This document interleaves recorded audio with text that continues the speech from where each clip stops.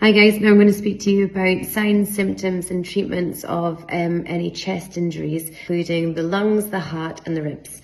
It can be caused by blunt force trauma or from penetrating objects, and it can range from minor rib fractures or broken ribs to life-threatening organ damage.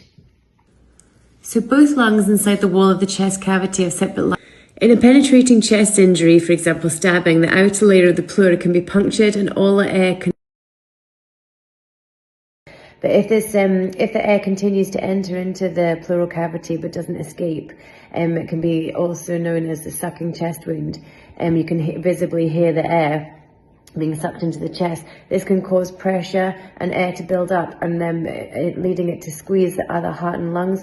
Now this can become very serious if it's not treated, and ultimately can cause death. Signs include severe difficulty breathing, painful breathing, fast shallow breathing, pale clammy skin and uneven chest movements. Immediately call 999 for emergency help. If there are no obvious serious injuries, sit the casualty upright to help with breathing, leaning towards the injured side. If there is a sucking chest wound, then you must leave the wound open. Do not attempt to cover up the wound, and this will allow air to escape.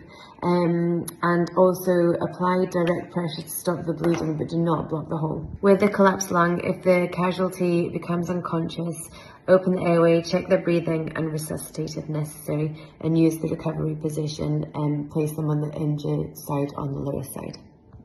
Now we're on to broken ribs. Broken ribs can come about as a result of a fall or again direct force onto the ribs. In case of serious trauma, it could be affecting underlying organs such as lungs, so please bear this in mind when you are dealing with someone that has had a rib injury, and just allow for other potential things to be happening inside. Rib injuries that can affect the breathing and or maybe cause internal bleeding can be life-threatening, so be very aware. Symptoms include pain, difficulty breathing, swelling or bruising and tenderness. To treat, place the arm on the injured side in a sling and take or send the casualty to hospital. Flail chest is where the chest has become fractured in several places, creating a floating section. So to recognise this, the casualty will again be struggling with shallow, painful breathing, and often have severe difficulty breathing as well. It's very similar signs and symptoms. It's very similar signs and symptoms to a fracture.